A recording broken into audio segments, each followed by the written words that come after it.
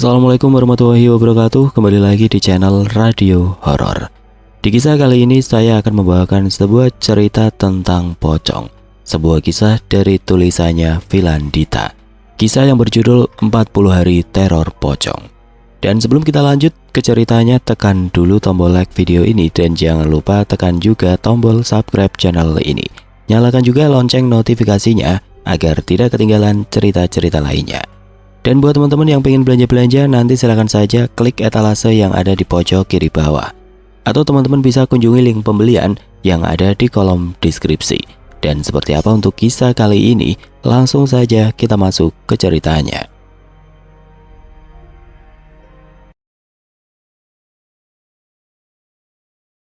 Kabut masih menggantung tipis di atas tanah saat langit desa Batu Lanting perlahan mengelupas dari gelap. Awan kusam menempel rendah, enggan beranjak, angin pagi menyusup lewat celah-celah papan rumah. Di kejauhan, koko ayam terdengar malas, terseret hawa yang menggigilkan. Pak Salman berdiri di samping truk tuanya, jari-jarinya gemetar ringan saat ia mengencangkan ikat kepala yang sudah pudar warnanya. Biru pudar dengan baret karat di sisi pintu itu telah ia rawat sejak akhir 70-an. Suaranya berdem berat setiap kali dinyalakan, seperti makhluk tua yang enggan dibangunkan. Rombongan warga mulai berdatangan, membentuk kerumunan kecil di jalan tanah merah yang lembek. Ibu-ibu berkain jarit duduk berdesakan di bak truk, sesekali membetulkan kerudung. Anak-anak meringkuk di pangkuan, masih separuh mengantuk. Obrolan lirih dan tawa gugup menyusup.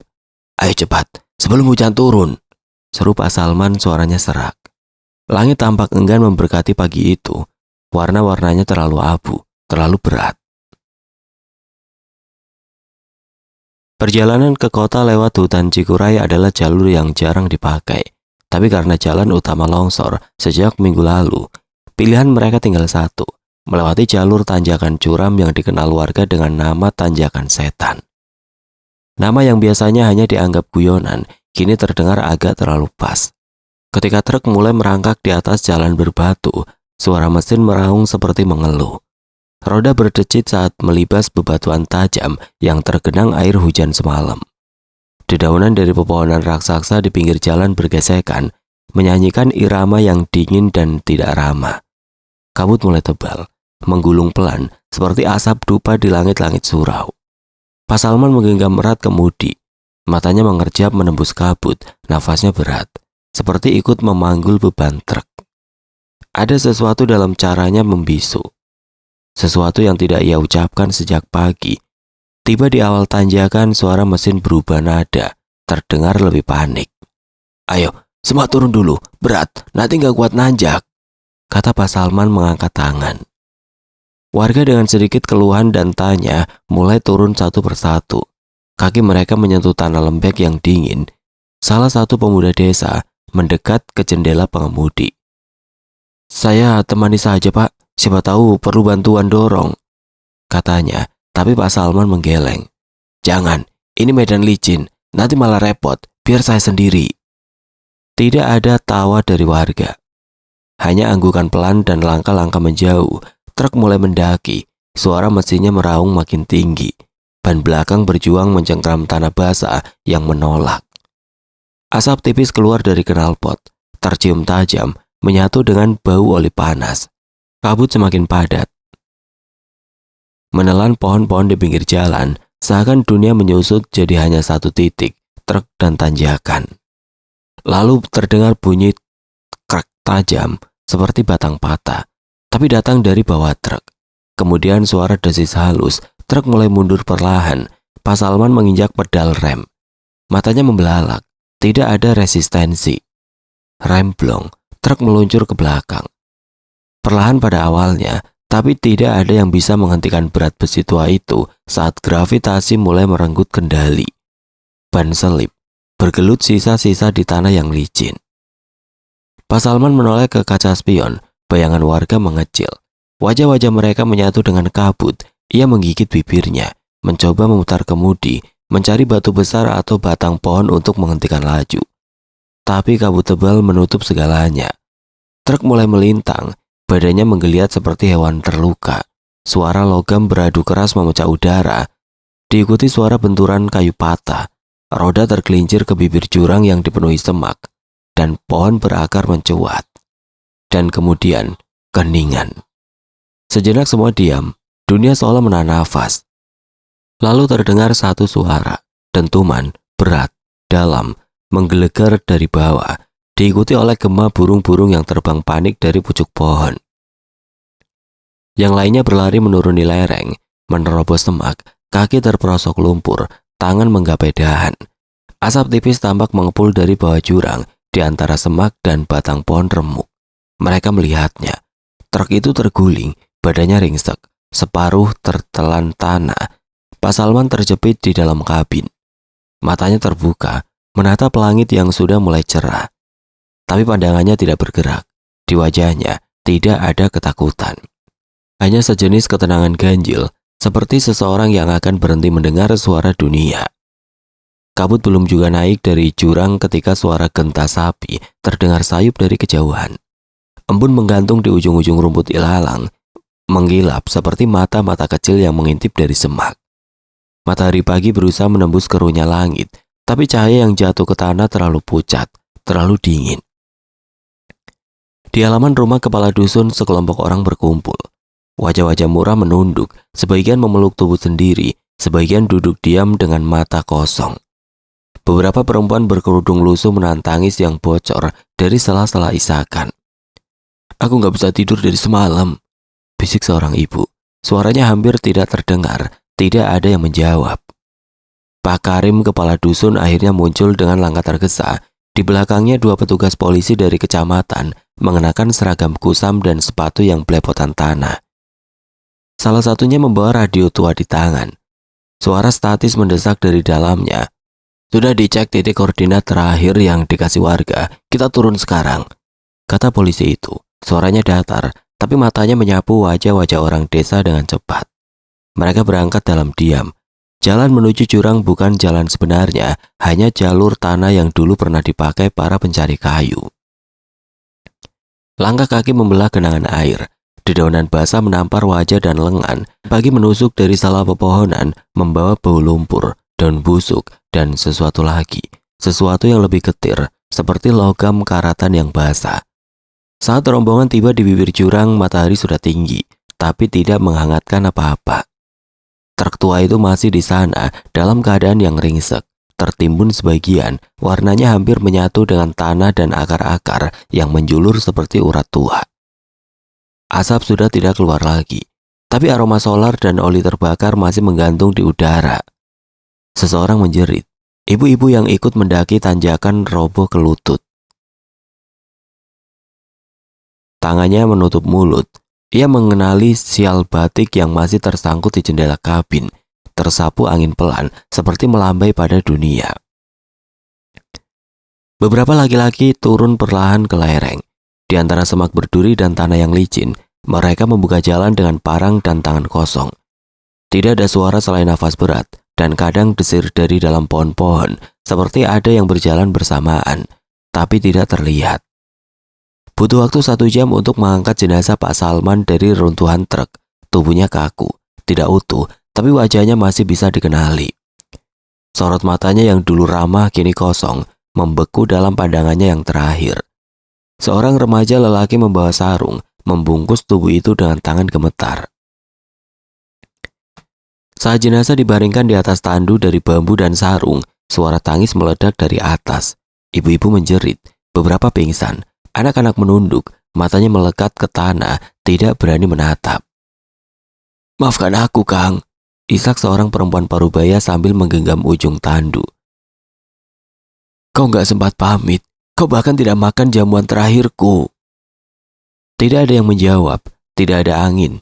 Pohon-pohon berdiri diam seperti saksi yang enggan bersuara. Perjalanan kembali ke desa dilakukan dalam keheningan.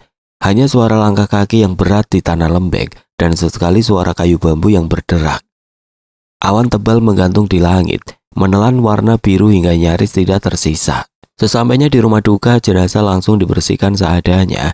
Air yang digunakan dingin, ditimba dari sumur yang sempit dan gelap. Bau tanah dan sabun menguar dari ember-ember, menyatu dengan wangi daun sirih dan kapur barus. Perempuan-perempuan menyiapkan kain kafan sambil bergumam pelan, seperti berdoa atau mungkin mencoba menenangkan diri. Tidak ada ambulan, tidak ada formalin, hanya tangan-tangan gemetar yang memandikan, menyelimuti, dan mengikhlaskan. Azan zuhur terdengar jauh, terpantul dari menara surau kecil yang atapnya mulai berlumut. Tapi suara itu tidak membawa damai, hanya menegaskan bahwa waktu terus berjalan meski dunia seolah berhenti. Tidurlah selamanya, Kang. Aku ikhlaskan kepergianmu, meski ini terlalu tiba-tiba untuk bisa diterima dengan dada yang lapang. Bisik Narti, wanita yang ternyata merupakan istri Pak Salman. Di pemakaman tanah baru digali pagi itu. Lokasinya di pinggir, dekat pohon beringin yang daunnya tidak pernah luruh. Beberapa orang laki-laki berdiri di sekeliling lubang, sebagian membawa cangkul, sebagian hanya diam memeluk tubuh. Bau tanah basah merebak kuat, menyusup ke hidung dan dada, seperti mengingatkan semua yang hadir akan tempat mereka pada akhirnya. Tandu bambu diletakkan di sisi liang. Seorang ustadz tua membaca doa dengan suara serak, kalimat-kalimatnya terpotong angin. Tidak ada lagi yang sama setelah semuanya. Malam-malam di Batu Lanting tidak pernah benar-benar gelap, meski listrik hanya hidup sesekali, sekedar untuk menyalakan lampu minyak atau radio tua. Cahaya bulan dan bintang biasanya cukup ramah, menyelinap lewat sela genteng dan celah bambu, tapi setelah hari wafatnya Pak Salman, malam berubah. Langit terlihat mati, bintang-bintang menghilang seolah enggan menatap ke bawah. Jikapun ada, cahayanya seperti terhalang awan yang tidak bergerak. Udara jadi lebih pekat, lebih basah, angin berembus pelan tapi membawa bau aneh, seperti kain tua yang disimpan terlalu lama di loteng lembab. Orang-orang mulai berbicara dalam bisik, tentang suara-suara dari luar rumah, tentang langkah-langkah yang lewat di jalan tanah, tentang bau bunga busuk yang menyusup lewat celah dinding menjelang tengah malam. Malam itu rumah Mbak Kirno diselimuti diam. Angin menggoyangkan daun jendela yang retak, membuatnya berdecit. Lampu tempel di sudut ruangan berkerap-kerlip, cahayanya gemetar seperti tubuh yang demam. Di dalam, Mbak Kirno duduk di tikar, memutar biji tasbih satu persatu, pelan. Di depannya, segelas kopi sudah dingin, dan radio tua mendengung samar. Dinding berdetak lambat, setiap detik terdengar terlalu keras, seperti palu kecil yang memukul-mukul kepala. Tepat saat jarum menunjukkan angka 12, suara itu terdengar pertama kali, pelan, serak, menggumam dari kejauhan. Mana ya? Mana? Bukan suara yang berteriak, bukan pula suara yang mengeluh, tapi sesuatu di nadanya membuat bulu kuduk Mbak Kirno perlahan berdiri. Seperti seseorang yang kehilangan sesuatu sangat berharga, seperti seseorang yang tersesat terlalu lama. Ia menahan nafas, menajamkan telinga, hening. Lalu, serak, serak. Bukan langkah biasa, bukan sepatu, bukan sendal, tapi suara kain diseret menyapu jalanan tanah. Mbak Kirno bangkit, berjalan ke jendela, membuka celah bambu pelan-pelan. Jalan desa tampak kosong, kabut menggantung di permukaan tanah, membuat semuanya tampak lebih rendah, lebih suram, tapi tepat di ujung jalan, di tempat di mana pohon randu berdiri, seperti penjaga tua, ada sesuatu yang berdiri. Diam, tegak, terbungkus kain putih kusam yang menggantung sampai tanah. Kain itu basah di bagian bawahnya, menempel pada tanah seperti akar. Kepalanya terbungkus rapat, tapi bagian wajah sedikit terbuka, menampakkan kulit yang abu, kering. Matanya tidak terlihat, tapi arah wajahnya menghadap ke rumah itu. Mbak Kirno menutup jendela secepatnya. Suara tasbih jatuh, berserakan di lantai. Ia mundur, tubuhnya menabrak kursi kayu tua yang bergoyang lalu terbalik. Dari luar suara itu terdengar lagi, sedikit lebih dekat. Mana ya? Sejak malam itu desas-desus menyebar cepat. Di rumah Pak Darto, anak bungsunya menangis tengah malam karena mendengar seseorang mengetuk jendela, pelan dan berulang. Ketika jendela dibuka tidak ada siapa-siapa, tapi di tanah ada bekas basah, seperti bekas kain basah yang diseret. Di rumah Mbok Mina, lampu minyak padam sendiri setiap malam di jam yang sama, dan di udara selalu tercium bau yang sama, bunga busuk, kapur barus. Desa jadi sunyi menjelang malam. Tidak ada yang berani duduk di luar selepas maghrib. Para lelaki yang dulu suka main catur di pos ronda, kini memilih diam di rumah. Anak-anak dilarang keluar dan pintu-pintu ditutup rapat meski hawa di dalam gerah dan pengap. Suatu malam Agus pulang terlambat dari ladang. Sepeda tuanya berderit saat melewati jalan yang membelah pemakaman kecil. Langkah kakinya ragu saat melewati pohon beringin di pojokan. Ia menoleh tanpa alasan. Matanya menangkap sesuatu di antara batu nisan tua. Seseorang berdiri di sana, terbungkus putih, wajahnya menghadap tanah. Kepalanya sedikit miring. Mana ya? Agus berhenti, tubuhnya membeku, matanya terpaku pada sosok itu, dadanya mulai sesak, seperti udara ditarik dari paru-paru. Tiba-tiba suara itu berubah arah. Mana ya? Sekarang datang dari belakangnya. Agus menoleh cepat tapi tidak ada siapa-siapa. Ia berlari. Sepedanya tertinggal tergeletak miring di pinggir jalan. Nafasnya berat, tercekik rasa takut yang menjalar seperti racun. Keringat dingin mengalir di punggung, menetes hingga ujung jari. Sampai di rumah, ia menggedor pintu. Wajahnya pucat. Ibunya membukakan. Terkejut melihatnya menggigil. Dia cari sesuatu, Bu. Siapa? Agus menatap ibunya lalu menunduk. Yang belum dikubur mungkin. Desa Batu Lanting perlahan kehilangan segalanya. Hal-hal yang dulu dianggap biasa seperti mencuci di sungai, buang hajat di semak pinggir aliran, atau pulang larut dengan sepeda butut, kini jadi sesuatu yang menuntut nyali. Sungai itu dulunya ramai, airnya bening, berkelok memeluk batu-batu besar seperti ular tua yang tenang. Pagi hari anak-anak mandi di sungai, siang harinya para perempuan mencuci pakaian, air sabun mengalir di sela kaki mereka. Tapi kini hanya suara air dan gelegak lumpur yang sesekali terdengar. Tidak ada tawa, tidak ada langkah, hanya bayangan pohon bambu yang menari pelan di atas permukaan. Seperti jari-jari kurus yang menyentuh air. Petang itu tepat setelah sholat maghrib, Pak Giman memutuskan pergi ke sungai. Perutnya mules dan jamban umum yang dibangun dari bantuan desa masih terasa asing baginya. Rintik gerimis sisa hujan beberapa jam lalu masih ada, meski hanya satu-satu. Langkah Pak Giman menyusuri jalan setapak yang berlumpur. Saat sampai di tepian sungai, ia segera duduk di atas batu yang biasa ia pakai. Air mengalir pelan, memantulkan bayangan langit yang muram. Suasana sepi, terlalu sepi. Pak Giman menoleh sebentar ke kiri dan kanan, lalu mulai melepas sarungnya. Dan di saat itulah, ia mendengar suara itu. Seperti sesuatu yang basah dan berat menyeret dirinya di atas tanah. Suara itu datang dari balik semak. Pak Giman berhenti, tangannya menggenggam sarung, diam di tempat. Lebih dekat sekarang, ia berdiri perlahan menahan nafas. Matanya menatap ke arah semak dan jantungnya berdebar. Dedaunan bergerak pelan, bukan karena angin. Lalu ia melihatnya, kain putih, kusut, basah, menjuntai di antara ranting. Kepala yang terbungkus rapat menunduk, baunya bergerak pelan, seolah sedang bernapas. Dan suara gumaman itu, mana ya? Pak Giman mundur satu langkah, makhluk itu bergerak. Pak Giman tidak sempat mengambil sebelah sandalnya. Ia lari, sarungnya setengah dipakai, setengah terseret. Air sungai terciprat kemana-mana. Langkahnya meninggalkan jejak lumpur hingga ke jalan desa. Sejak hari itu tidak ada lagi yang berani ke sungai, bahkan di siang bolong. Air mengalir sendiri, sunyi, menelan cerita-cerita yang mulai menebal. Tidak hanya sungai, jalan setapak menuju kebun pisang di belakang rumah Pak Wakidi juga mulai jadi pembicaraan. Beberapa pemuda yang biasa pulang malam mengeluhkan sesuatu yang ikut saat mereka mengayuh sepeda. Malam-malam di desa memang terlalu sunyi, hanya dipecah oleh suara jangkrik dan sesekali lolongan anjing.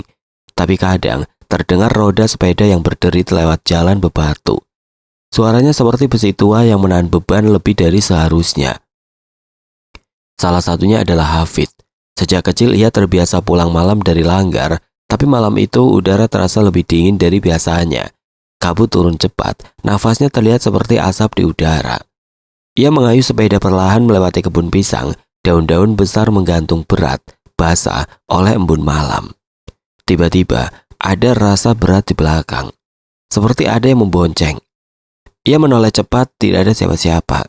Tapi sadelnya terasa ditarik ke bawah, rantai sepedanya mengeluh.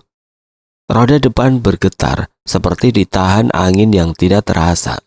Hafid menoleh lagi, matanya menangkap sesuatu bayangan putih samar, tapi yang paling jelas adalah suara, sangat pelan, sangat dekat di telinganya sendiri.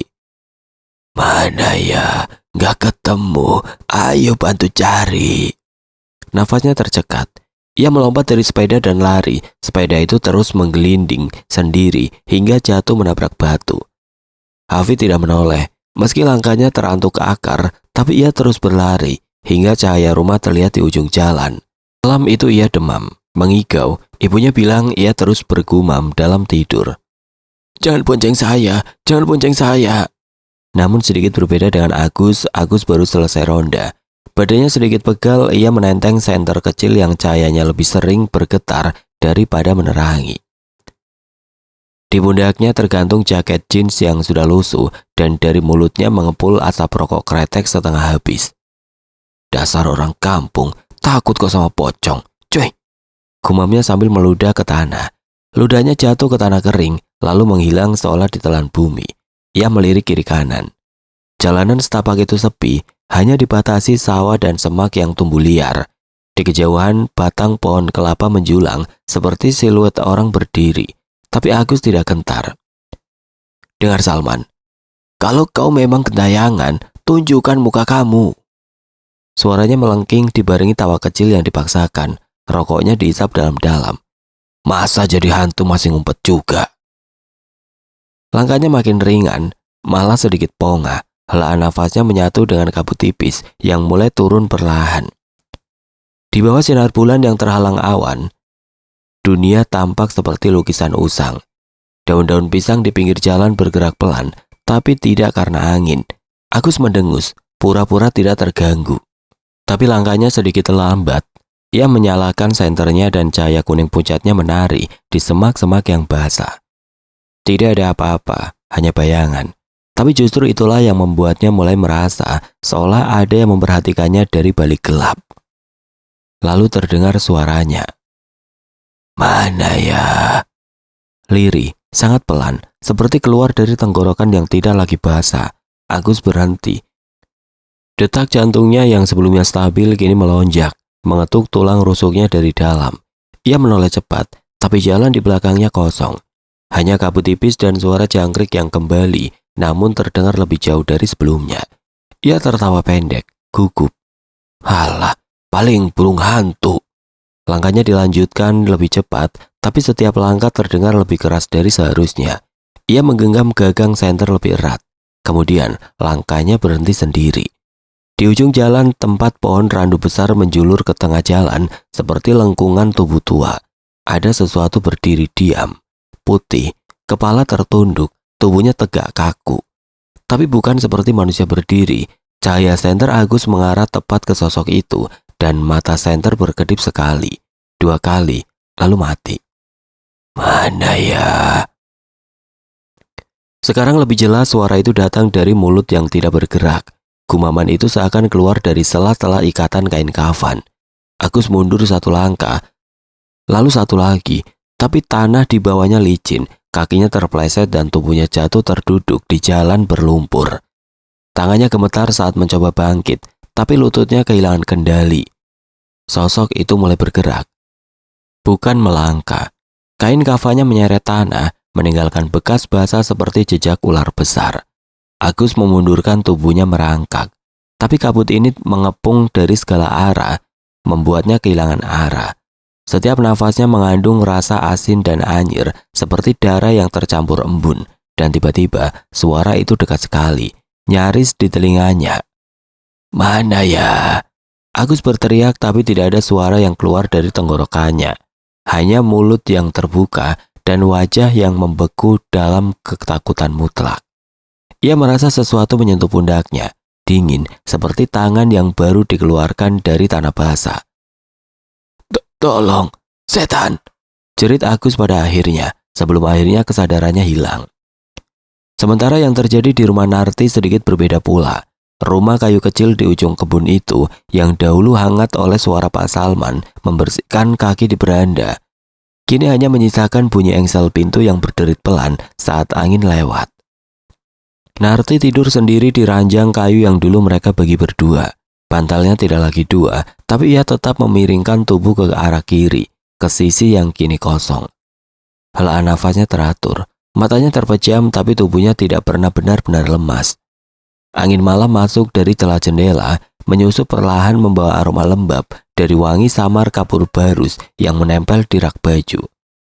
Lalu, lantai kayu berderit. Pelan sekali, Narti membuka mata. Ia tidak terkejut tapi tidak juga gelisah. Ia hanya menarik nafas pelan dan memutar tubuh menghadap sisi ranjang yang kosong. Dan di sana, Salman berbaring. Tubuhnya tegak, kaku. Kafan putih membalut tubuhnya, masih basah di beberapa bagian, menempel seperti kulit kedua. Matanya tertutup, wajahnya tenang, tapi Narti tahu itu bukan tidur. Itu menunggu. Ia mengulurkan tangan, tidak menyentuh, hanya mendekat, seolah ingin mengelus pipi itu. Tapi tahu bahwa yang memisahkan mereka sudah bukan lagi tentang jarak, tapi tentang kematian. "Kang Salman," bisiknya lembut seperti angin yang menyentuh dedaunan. "Kamu harusnya nggak di sini. Tempatmu bukan di sini lagi." Pak Salman tidak menjawab, tapi nafasnya ada, halus tidak terdengar. Suara yang dulu membuat Narti tenang kini hanya membuatnya diam lebih lama, menimbang antara kenyataan dan kenangan. "Aku tahu kamu pulang karena rindu, tapi dunia kita sudah beda." Pak Salman tetap di sana, tidak bergerak, tidak bicara, tapi setiap malam ia datang. Dan setiap malam, Narti membisikkan hal yang sama, dengan suara yang lebih pelan dan dengan dada yang lebih sesak. Tetangga mulai membicarakan rumah Narti. Kadang mereka melihat bayangan di balik jendela saat mereka melintas larut malam. Kadang terdengar suara dua orang mengobrol lirih, membahas hal-hal biasa. Harga beras, ayam yang hilang, cucian yang belum kering. Seorang anak kecil, anak Pak Thohir, pernah mengintip dari pagar kebun. "Aku lihat Pak Salman duduk di kursi bambu. Dia lihat aku, tapi matanya putih semua." Pak Thohir menampar anaknya karena berbicara sembarangan. Malam itu suara ayam berkokok pukul 1 dini hari dan pintu rumahnya terbuka sendiri meski sudah dikunci. Narti tidak bercerita pada siapa-siapa. Ia hanya menyiapkan bantal kedua setiap malam. Ia tidak menyalakan lampu, hanya lampu minyak kecil di sudut kamar. Cahayanya temaram dan bergoyang seperti lilin yang kelelahan. Ia tidak lagi menangis. Air matanya sudah lama habis terkikis malam demi malam yang ia habiskan dalam diam. Tapi tubuhnya mulai mengecil, baunya melengkung, suaranya semakin pelan. Ia masih ke pasar, masih menyapu halaman, tapi seperti bayangan dari dirinya yang dulu. Hafid memiliki rencana sendiri. Dia bergerak perlahan, hanya desis kecil rumputan basah yang terinjak dan desir ranting kering di bawah sendal jepitnya. Di tangannya seikat dupa dan botol kecil berisi air bunga bergetar pelan. Ia menghela nafas lalu mulai menyalakan dupa satu persatu. Asap putih tipis melingkar naik, menciptakan garis samar di udara seperti tulisan yang hanya bisa dibaca oleh mereka yang sudah tidak berbadan. "Assalamualaikum." Suaranya nyaris tidak terdengar di antara hembusan angin yang turun dari bukit. Ia menunduk sebentar, menaruh mangkuk kecil air bunga di atas batu besar yang separuh terbenam di tanah. Di sekelilingnya sisa-sisa kecelakaan masih bisa ditemukan. Tidak pernah benar-benar hilang meski hujan datang puluhan kali. Ia berjalan pelan menyusuri pinggiran jurang. Tempat truk itu jatuh dan terbalik seperti mainan rusak. Rerimbunan semak tumbuh liar menutupi sebagian besar puing, tapi Hafid masih ingat letaknya. Namun, sejak itu, tidak ada yang kembali ke sini. Karena semua merasa sudah cukup, kecuali Hafid. Asap dupa menebar wangi samar, aroma yang membuat bulu kuduk berdiri tanpa sebab. Di bawah langkah Hafid, tanah terasa lebih lunak dan lembab. Ia berhenti di bawah pohon randu besar yang dahannya melengkung ke arah jurang. Beberapa helai kain putih masih tersangkut di ranting tinggi, bergetar ringan meski angin hampir tidak bergerak. Hafid menatap ke bawah, ke tempat di mana tanah menurun dan semak liar tumbuh menutup jalan. Ia mengangkat kaki dan mulai menuruni jalur kecil yang sudah jarang dilewati. Air bunga ia percikan ke tanah di setiap langkah kelima. Kalau ada yang belum tenang, sampaikan, biar bisa selesai. Burung hantu bersuara jauh dari dalam hutan. Daun-daun berbisik lirih, tapi tidak ada jawaban. Hafid terus berjalan, menyibak semak, melewati batang pohon tumbang, hingga akhirnya sampai ke celah batu di mana kabin truk ditemukan dulu. Kini tertutup sebagian oleh tanah dan akar. Ia jongkok perlahan menatap retakan besar pada tanah, mencoba mencari sesuatu, apa saja. Lalu ia mencium bau itu.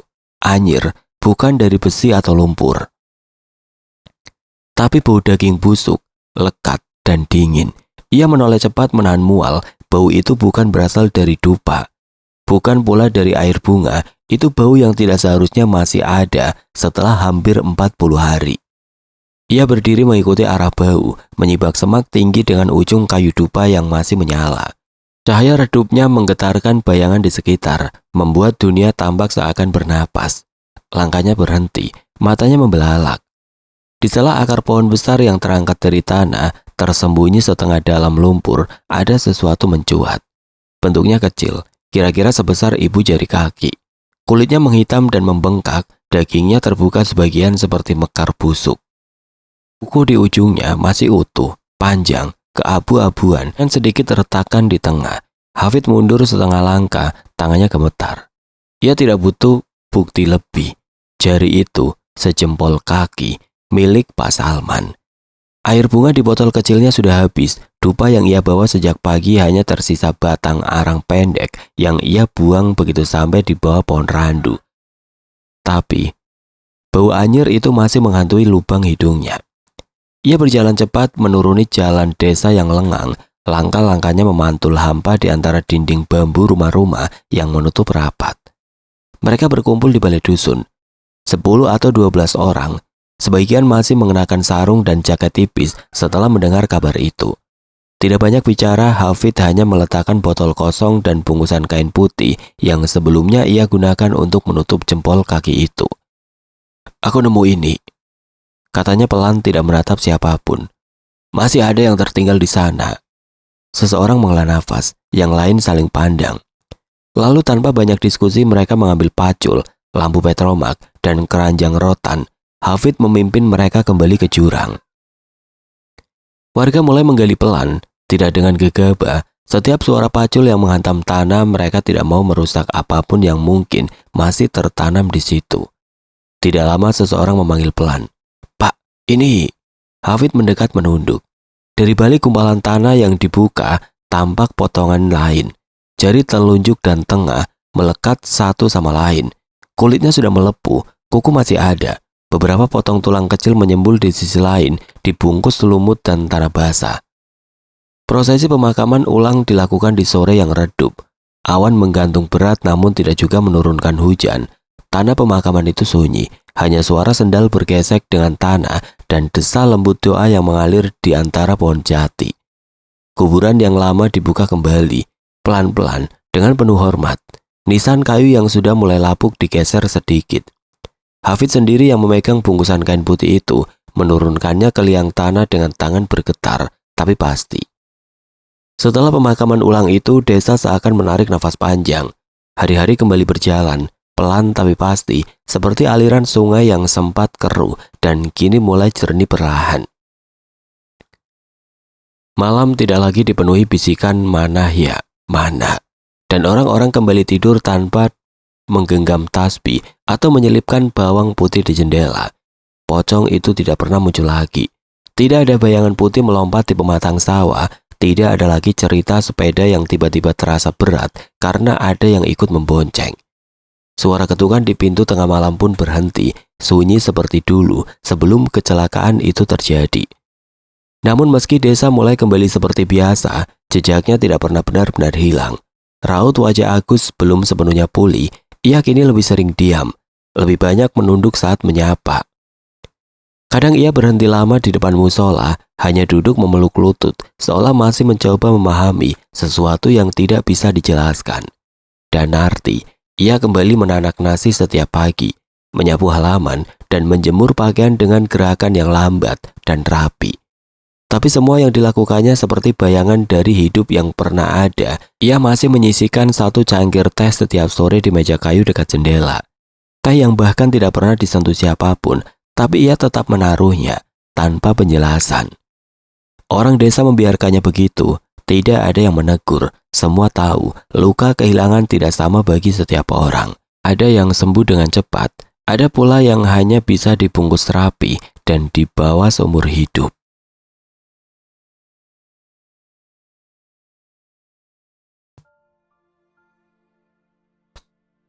Oke teman-teman, sekian untuk kisah kali ini. Bagaimana menurut kalian tentang kisah ini? Tulis komentar kalian di kolom komentar.